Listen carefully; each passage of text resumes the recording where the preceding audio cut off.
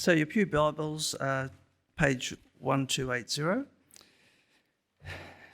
starting from Daniel 10, and we're reading through to Daniel 11, verse 19, and then we'll go over to 12, 1 to 4. So Daniel 10. In the third year of Cyrus, king of Persia, a revelation was given to Daniel, who was called Belteshazzar. Its message was true and it concerned a great war. The understanding of the message came to him in a vision. At that time I, Daniel, mourned for 3 weeks. I ate no choice food, no meat or wine touched my lips, and I used no lotions at all until the 3 weeks were over. On the 24th day of the first month, as I was standing on the bank of the great river, the Tigris, I looked up, and there before me was a man dressed in linen, with a belt of fine gold from Uphaz around his waist. His body was like topaz, his face like lightning, his eyes like flaming torches, his arms and legs like the gleam of burnished bronze, and his voice like the sound of a multitude. I, Daniel, was the only one who saw the vision. Those who were with me did not see it, but such terror overwhelmed them that they fled and hid themselves. So I was left alone, gazing at this great vision. I had no strength left. My face turned deathly pale, and I was helpless. Then I heard him speaking, and as I listened to him, I fell into a deep sleep, my face to the ground. A hand touched me and set me trembling on my hands and knees.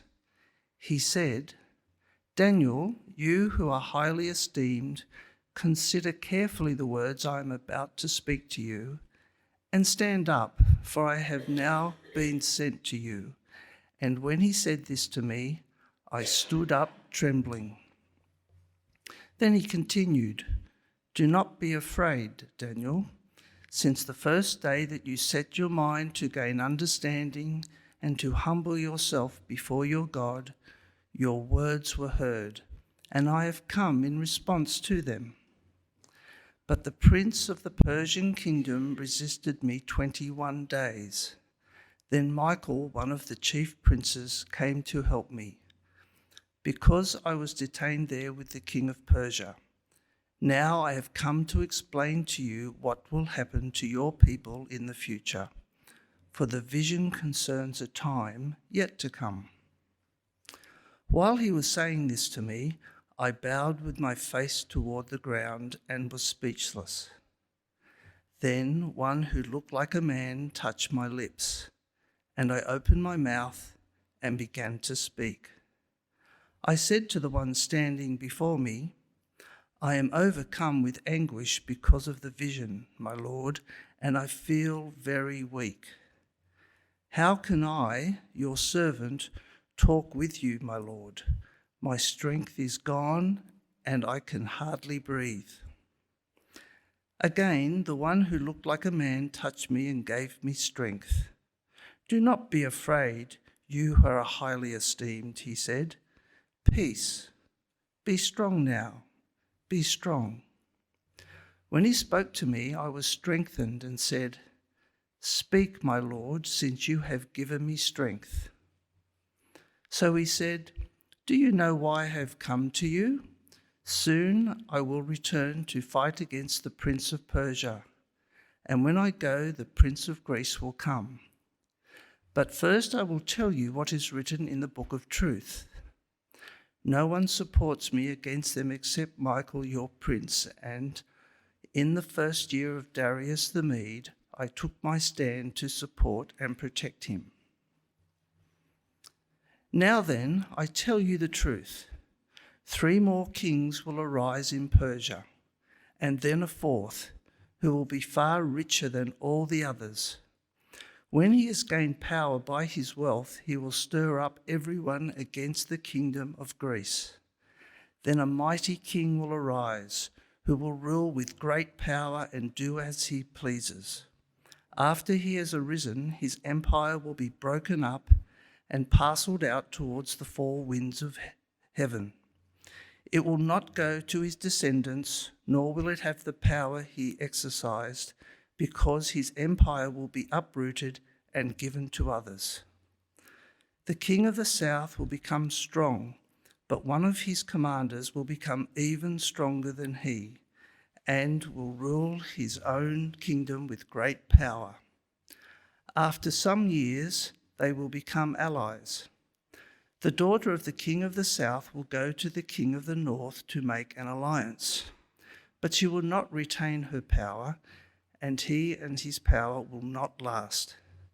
In those days she will be betrayed, together with her royal escort and her father and the one who supported her. One from her family line will arise to take her place.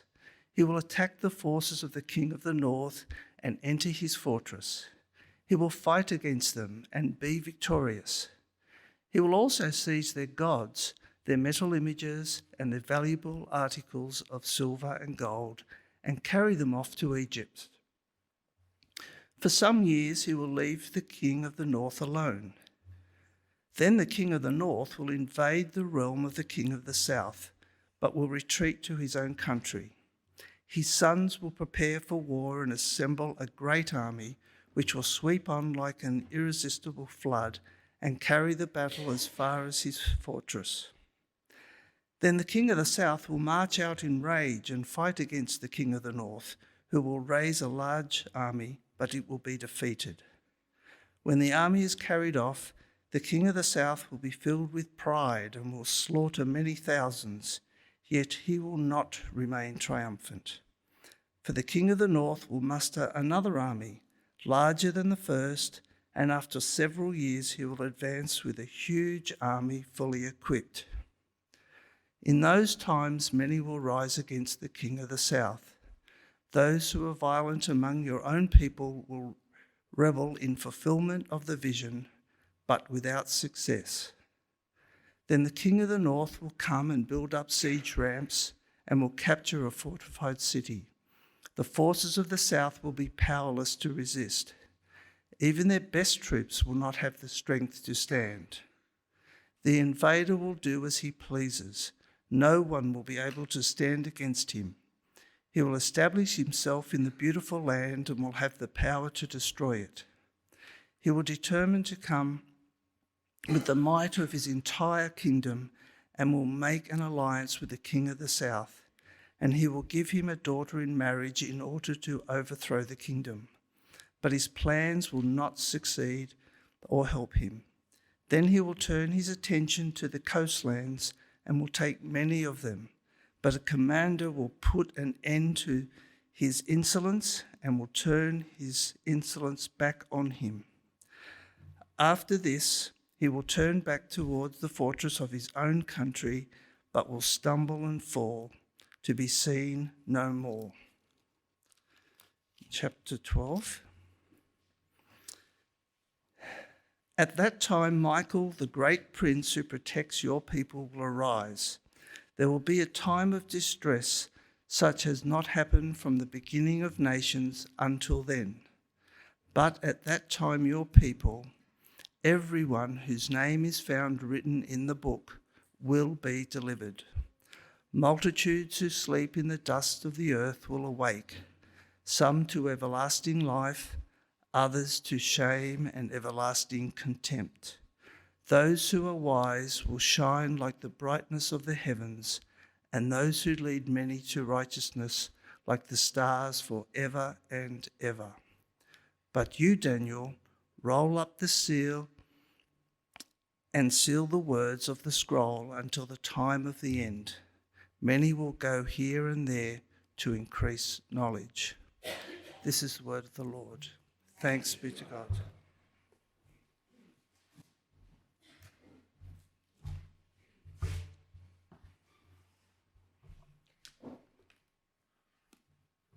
Well done, Brad. That was a marathon, wasn't it?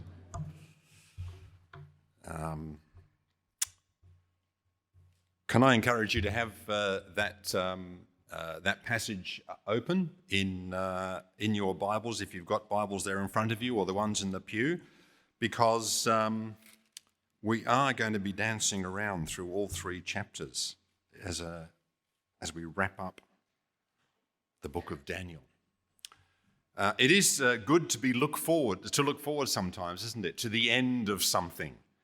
Not because you don't like whatever it is that you're doing, but because there can be good things associated with the end. So, for example, a runner can look forward to the end of the race, not just because the hard work will be over, but because there's the thrill of finishing, there's the relief, there's the drink, there's the shower, there's the clean clothes, and so on. And so here we are at the end of Daniel, and you might be looking forward to that in a lot of ways. You've had, maybe 9 weeks or thereabouts of this book, and you may be thinking, well, I've had enough of all the weird things that Daniel seems to speak about and write about. But actually, that's not why I raise the issue of the end, because as Mark's already given us a good intro to think about, it is helpful for us to think about the end, because that's exactly what these last chapters of Daniel are focusing on, thoughts and the issues about how wicked rulers and authorities have an end. And these last chapters focus also our thoughts on how all of history itself has an end. Now, that's pretty heavy stuff, I know. But if you've been along for the ride in this series, then you may have picked up this theme already. But Daniel really is a message for people who are doing it tough because they belong to God, who are persecuted because of what they believe. But the message of Daniel, I think, particularly in these last 3 chapters, is don't give up. I was going to say don't worry, but that may be a step too far. But don't give up. Things may be tough, but there is going to be an end. And the end is actually going to make it all worthwhile. Well, we're looking at these last 3 chapters. They are about a vision, as you've picked up already, given to Daniel. And I think broadly we can divide these last 3 chapters this way. So chapter 10 is the impact on Daniel of this vision of the end.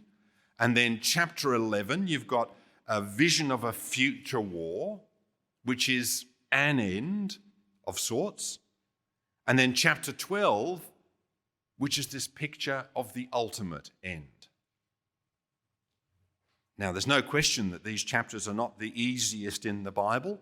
That probably cast your mind back to chapter 8, for example, which I think Mark preached on about 3 weeks ago. But let's see how God actually speaks to us through them. Because one thing we can have confidence in is that God speaks through his word to us. And that's a fixed truth, if you like, for us to focus on. Well, let's have a look at the impact on Daniel in chapter 10, because a lot of it is about the physical and emotional impact this vision has on Daniel. I'm sure you picked up in the reading. Right through, we're told how Daniel reacts to this vision, and it's not a particularly pleasant or uplifting sort of picture, is it? Verses 2 and 3, we're told that Daniel mourns for 3 weeks. Or verse 8, he writes that he has no strength and he's left pale and feels helpless. Or verse 10, trembling down on his hands and knees, he can't stand. Verse 15, he's speechless. Verse 17, he can't breathe. This is Daniel going through some kind of physical or mental breakdown. Now, I want everyone to understand this vision to the end, which we haven't got to yet, is so confronting and so awful for Daniel that he seems to be unable to physically function for a while, at least until the man in his vision comforts and encourages him. Now, I think we've got to actually realise and recognise there's one other aspect that we see here in chapter 10. And it can be something that is a little perplexing. And that is, in the midst of Daniel's overwhelming anxiety, certain figures, certain beings appear to Daniel, like in verse 12 and verse 13. Some sort of being speaks to Daniel and says that the prince of Persia resisted him, but Michael, a chief prince, came and helped him out. Or down in verse 20, this being says that he goes off again to fight the prince of Persia. And there's also a prince of Greece now mentioned. Now, it seems to me that in the midst of this vision, these beings are not human, but they are some kind of spiritual, heavenly rulers. In fact, it's I think, a common thinking that Michael, as he's referred to at a few spots in this book, is probably an angel. But I've got to say that I think this leaves us with lots of questions. And I don't think the passage actually helps us a lot in seeking answers to those questions. It doesn't give us the full answer. But it does seem that behind the goings on in history and the things that are going on in nations, spiritual beings and powers are at work. And it's something we need to think about. It's something that in our age of science and rationalism, it seems that beyond the surface or below the surface of what we can see going on around us, there are spiritual beings and powers at work. Let me put it this way. If you've ever been up to SeaWorld on the Gold Coast, you'll know that there is this very large pool. It looks very calm, and that view there is relatively unimpressive. And you wonder what all the fuss is about. But then, of course, you walk down some stairs beside the pool and you go down below the surface and you look through these huge windows. And it's amazing because you realise that below the surface there are these schools of fish, colourful fish, and of course, massive sharks. Because that normal-looking pool at SeaWorld isn't called Shark Bay for nothing. But the point is, you need to get under the surface to see what's really going on and to understand the reality. And I wonder if that's what this vision to Daniel in chapter 10 does for us. It gives us that under the surface picture to see that there is a spiritual reality behind the things that we see in this world. You know, if you find that hard to believe, let me just say one other thing. And that is that in 10 verse 5, we see this other figure who appears. Have a look there in verse 5. It's a man dressed in linen with a belt of the finest gold around his waist. And remember, Daniel's the only one who sees this man amongst the people he's with. This man's body was like chrysolite. His face was like lightning, his eyes like flaming torches, his arms and legs like the gleam of burnished bronze, and his voice like the sound of a multitude. It's no wonder that Daniel is a little affected by this vision. But maybe to some of you, that description sounds a little familiar, because it is very similar to another figure we have in the Bible. All the way down the other end of the Bible in Revelation chapter 1. John, who's the author of Revelation, has this vision of Jesus, the Son of Man, in heaven. There are some of the words from Revelation 1 on the screen, and there's a number of similarities there, aren't there? A sash or a belt of gold, a shining face, legs and feet like bronze, a loud voice.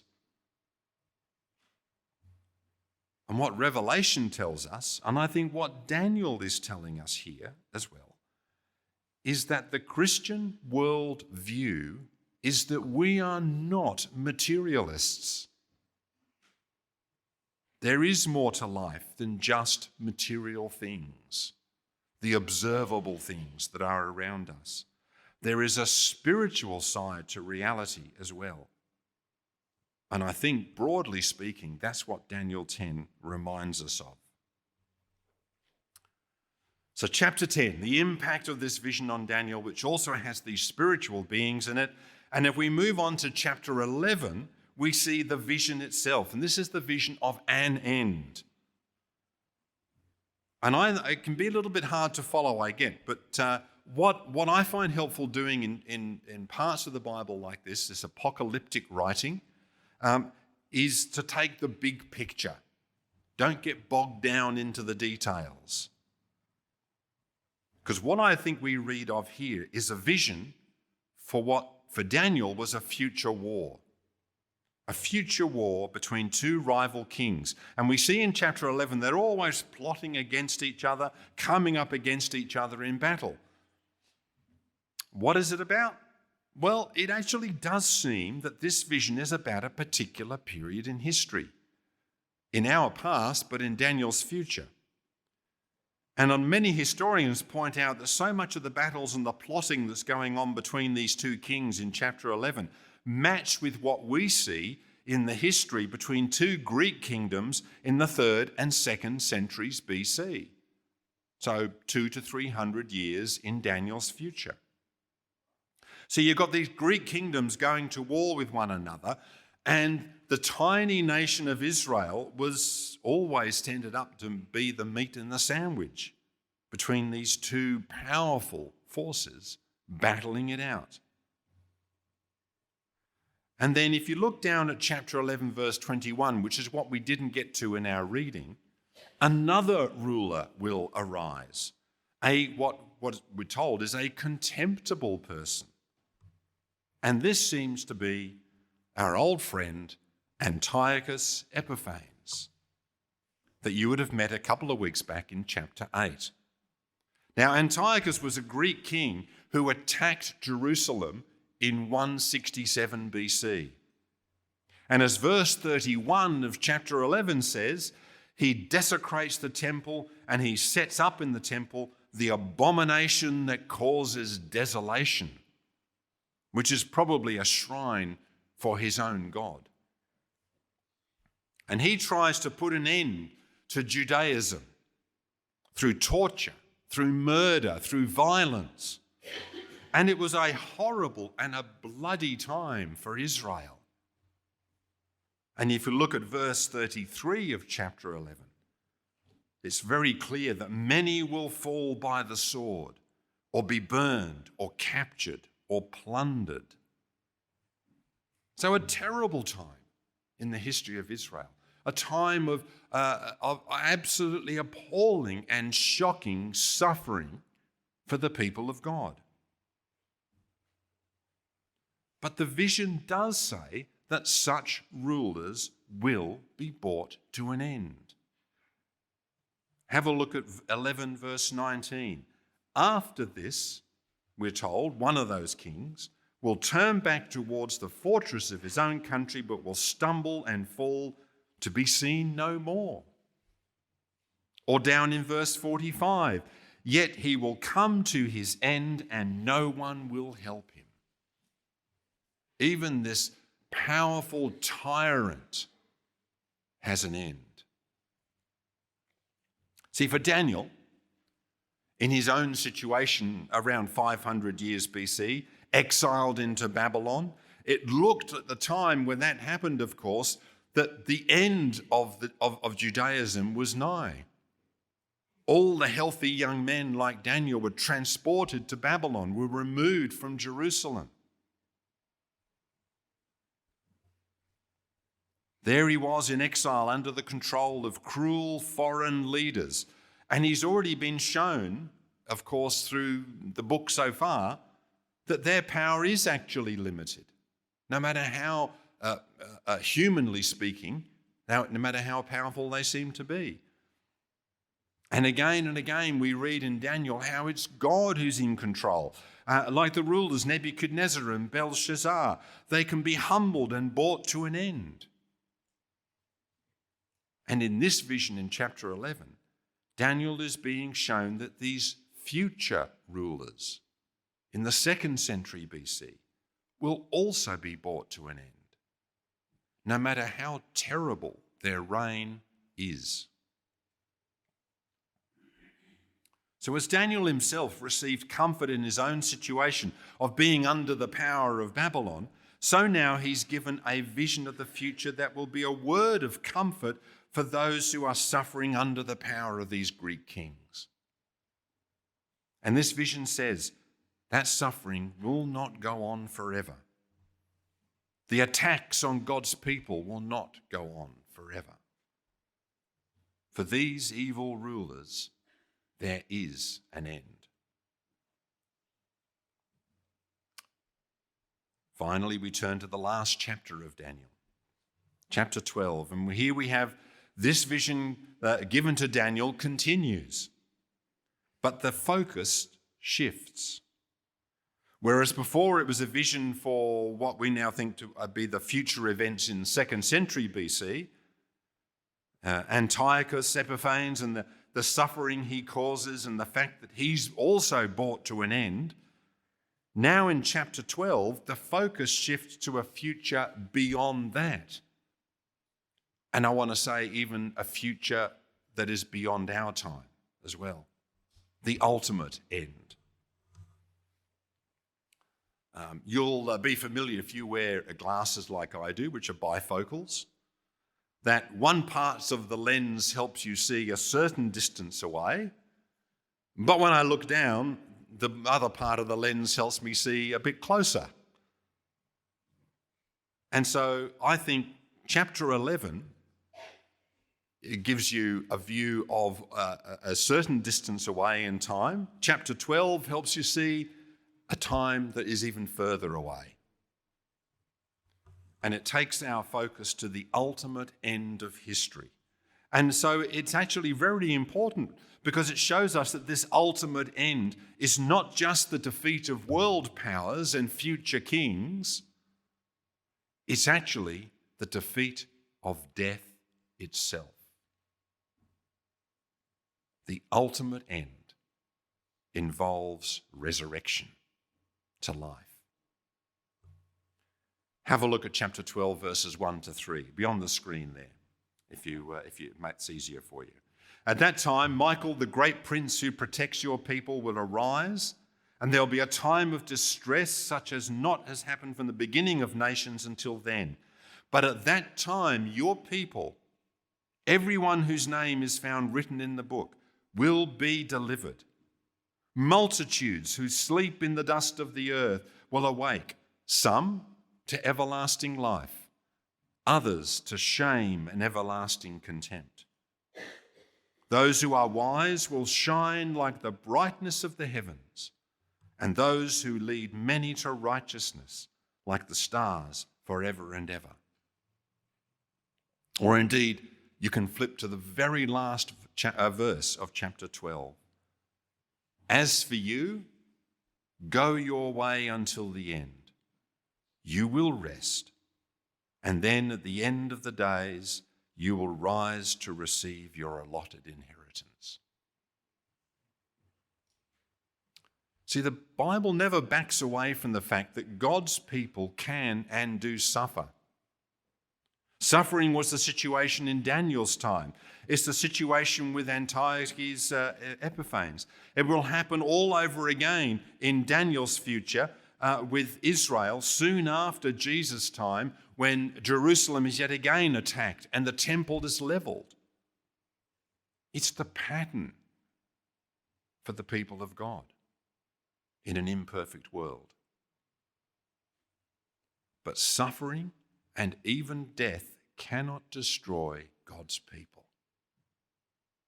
And there is hope because, of course, Christ himself was raised to life. And for all those who belong to him, we know there is resurrection to life as well. And so even though there is suffering and death in this world, there is also what this passage refers to as eternal inheritance. And this hope for resurrection in Daniel 12 becomes the reality for all who tie their allegiance to Jesus. Now, I mentioned before the passage from Revelation 1, about Jesus, the Son of Man. Well, at the other end of Revelation, in chapter 21, John writes these words: "Now the dwelling of God is with men, and he will live with them. They will be his people, and God himself will be with them and be their God, and he will wipe every tear from their eyes. There will be no more death or mourning or crying or pain, for the old order of things has passed away." That is the ultimate end of Daniel 12 and indeed of the New Testament. And we need to understand that there is light at the end of the tunnel that is this world. And not even death can snuff that light out. Resurrection is real. There is an inheritance for all who belong to Jesus, and that is the future for those of us who do. And yes, there can easily be pain and suffering in the meantime, but one day it'll be gone, and there will be life, and there will be no more death or mourning or crying or pain. There'll only be life and joy forever. Well, that, I think, is the big picture view of these last 3 chapters of Daniel. A vision not only of an end, but to an end, and that is an end to the wicked rulers of the 2nd century BC, but of the ultimate end, when all evil is finally put down, and when there is resurrection to life, and an end to our time in Daniel, of course. But I want us to think about what it means to live with the end in mind. What does it mean for you and I now in the 21st century? Well, I want to pick up one thing, one idea from this book. We could do it in lots of different ways, but here's one. Be wise. You may have picked it up as you've worked your way through Daniel, but there's quite a bit of attention given to wisdom in this book. Daniel is called a wise man. He's said to be wiser than all the magicians and astrologers of Babylon. Daniel, the wise man, can interpret dreams. Daniel, the wise one, knows that God is the king. And Daniel, the wise one, remains faithful to God, no matter the cost. I mean, twice they tried to get rid of him, didn't they? Once in the lion's den, another time in the furnace.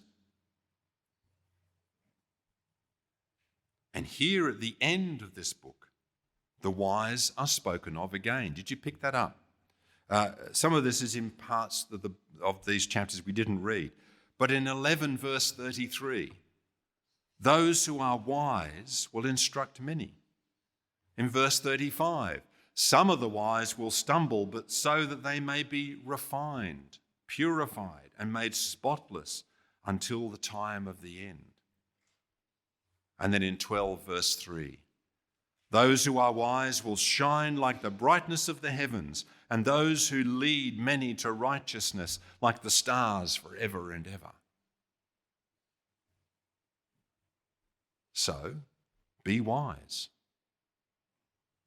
Be wise in knowing that God is over all the nations, all the leaders of this world, good and bad. Be wise in understanding that God is the one who is sovereign. Be wise and don't get consumed by the thought of the spiritual powers that are at work under the surface in this world and who are opposed to God. Because the fact is, God is sovereign over them as well. Being wise means because you know God is sovereign, you're willing to count the cost of being faithful to him. Following Jesus as your Lord may mean suffering and persecution. Maybe from family or from friends or from work colleagues or the state. from people who cannot understand why you live the way you do or believe the things that you do. But being wise means that we can cop all sorts of flack because we know there will be an end. When all suffering will cease, when all persecution will stop, when death itself will be defeated. Jesus, the Son of Man, is sovereign over all authorities and powers.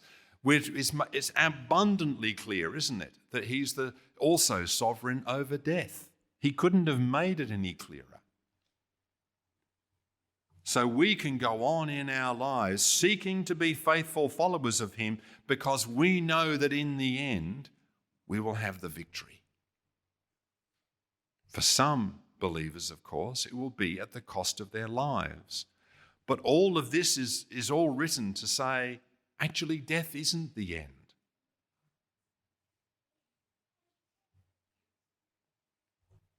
Can I also say, being wise, like the wise of chapter 12, verse 3, will mean that we will want to lead others to that position of being wise as well, leading others to righteousness. We know that Jesus is the King, so we should want to lead other people to know Jesus as King as well. How sad it is as you look around and so many people follow powers and authorities and the world's way of thinking that we know will all come to nothing. Jesus is the Son of Man, is the King who will eventually show himself to be ruler of all. And so we should want others to come to know him as well. Because in the end, being wise means knowing Jesus. Knowing that he is the Son of God, the ruler of all. And being wise means living in the light of that reality. And so while these last chapters of Daniel offer a stark view of reality and what may have to happen before that ultimate end, they also offer this powerful view of understanding what that end looks like and how magnificent it will be. So I think there's great encouragement here. Encouragement to keep our eyes fixed on Jesus, knowing he is the one who really is in control of everything. Amen.